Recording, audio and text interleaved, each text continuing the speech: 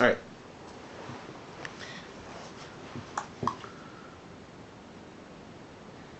Alrighty. And face it, it's not in Quran 9 anyway. Also, we need to get rid of Quran 328, 1606 that allows Muslims to lie for me. And Mo, I tell you, never, I repeat, never agree with Sun Tzu and say war is deceit, especially when it is known that anything not under Islamic territorial control, Dar al-Islam, is the abode of war, Dar al-Harb. I mean, once it's found out that Muslims can lie and deceive, especially in battle, that they can get an American soldier's guard down through acting friendly so the soldier can get shot in the back. Oh man, it hurts. Gets rid of the stealth jihad. I mean, when non-Muslims find out that you and Muslims can lie for me to spread my religion, man, you lose a lot of people's trust, even if you're telling the truth. Quran 328 forces all Muslims into a state of hypocrisy, no matter how honest they might be. Sure, you can lie, and please do lie for me, but just don't have the Quran saying that you can, like it infers now, or those we are to kill, those kuffers and infidels that were to kill for not submitting fully to me, will always have their guard up against us. It makes every it makes it very hard for us to get that guard down, for they will expect us to be lying and deceiving, making any talks of peace with and alliances, talks of peace and alliances with non-Muslims, zero. So, Mo, get rid of Quran 328 and 16106 and never say war is deceit, even though it is. Face it, all the other parts of the Quran that need to go for Surah need to go. Excuse me. Face it, all other parts of the Quran need to go except for Surah 9. But, Mo, we need to get rid of Quran 9:1 as well, for it tells Muslims it's okay to dissolve peace treaties with non-Muslims. Quran 9:1 is just as bad as war is deceit, if you ask me. Just as bad as saying lie to non-Muslims. We can't let non-Muslims know this fact at all. And one more thing, Mo. Our Quran is all so damn repetitive. If I hear "and all knows best" or "and all is all-knowing, wise" one more time, oh man. If I hear "Allah will have no partners" or something like that, well, if I hear those things again, I think I'm going to vomit. You can say "all is greatest" all you want. I love that, and I could hear that every second for eternity. But gad, all that other stuff is just so effing monotonous. You make me sound like I've got a bad case of senility and don't know I'm being repetitious. Repetitious. Mo, damn, cut it out already, will ya? Sheesh. I mean, how many times do you think you've heard, and quote, "and there is no ilah but Allah"? Truthfully, how many times?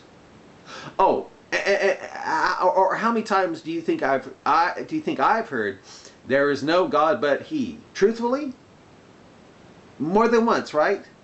Knock it off! Shouted Jibril with pain heard in his voice.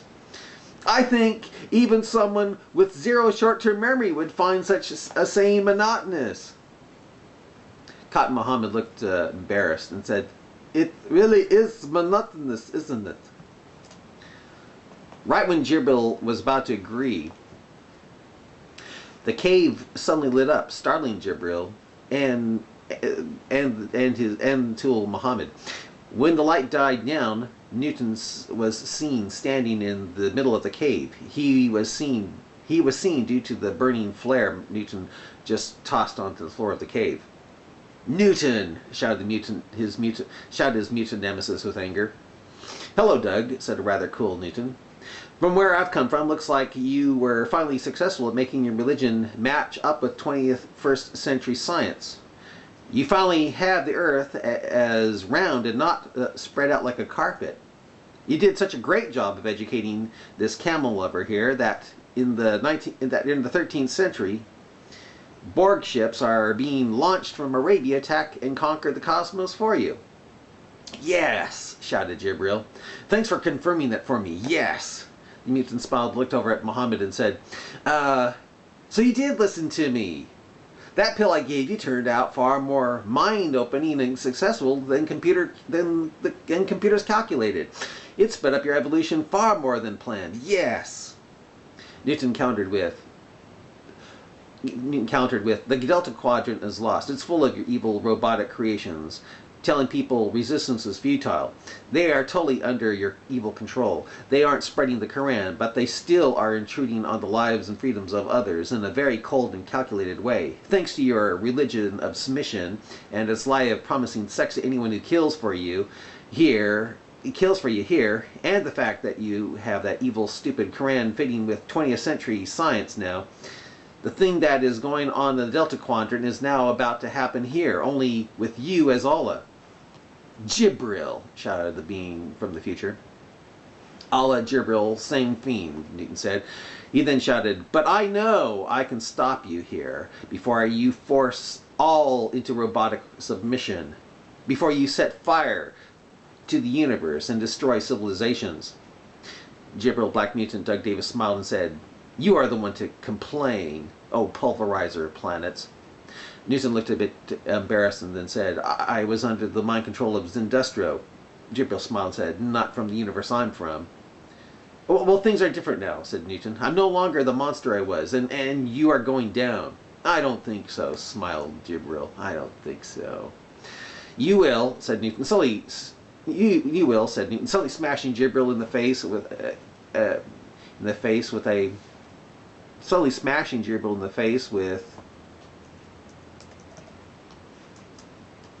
a powerful and fast punch.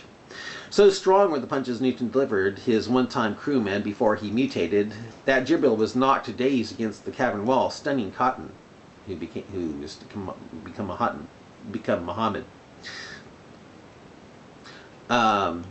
Although dazed, Jibril quickly recovered enough to fight back, kicking and swinging powerful punches at Newton. Newton ducked and dodged and blocked them, thundering the cavern with the loud sound of crashing metal on metal as powerful artificial limbs crashed into each other. Newton blocked the punches and kicks of Jibril and bashed the mutant in the head and face again with punches that nearly knocked Jibril out again. The glowing yellow light in Jibril's eyes dimmed a bit.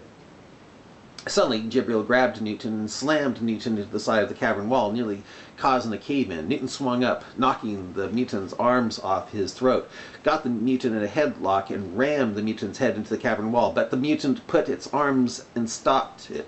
It then flipped about and kicked Newton on the side of the jaw, knocking Newton flying into the darkness of the cave, nearly knocking Newton out.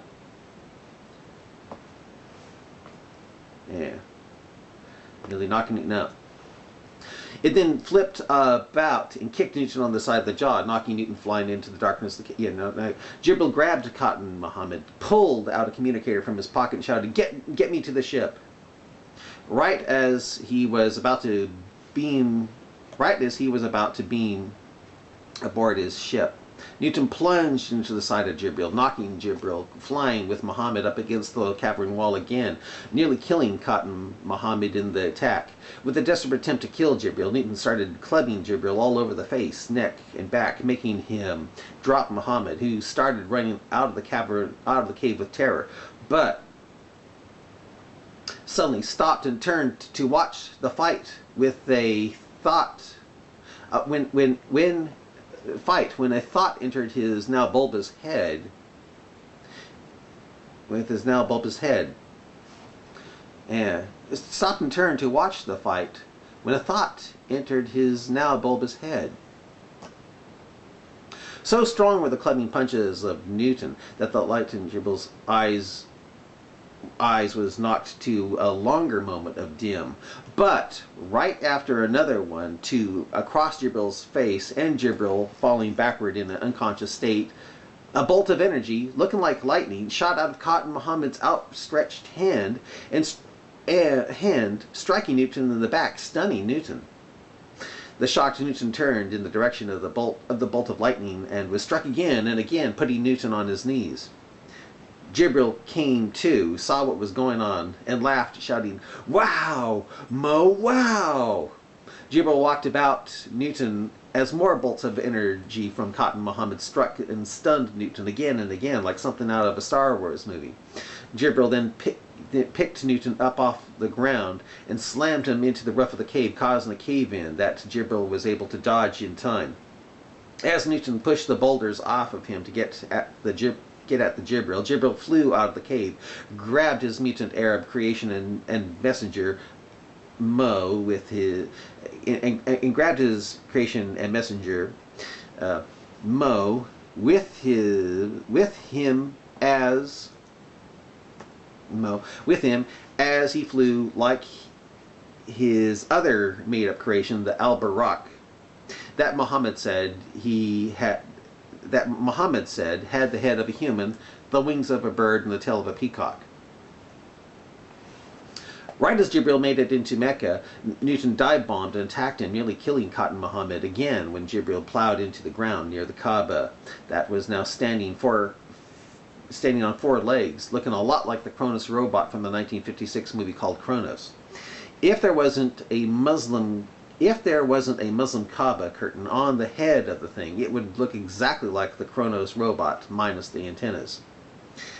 The black, yellow, glowing-eyed thing calling itself Jibril landed on his back in the fall, protecting his messenger, Muhammad, then flew off the ground and flew up to the part of the Kaaba that had the silver vagina.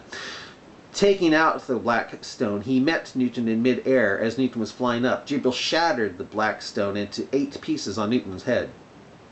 When Newton came to, Jibril and Cotton Muhammad were nowhere in sight.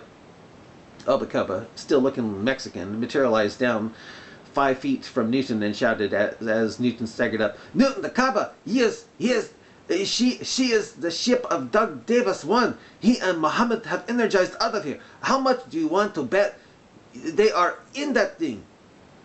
Al-Kaaba pointed north, and there was his nemesis, space-time giant robot, walking on all fours like the Kronos robot from the 1956 movie, crashing houses and tents as it made its way out of Mecca.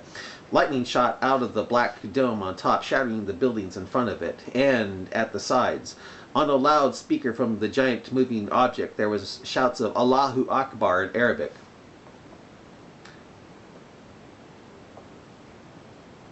I better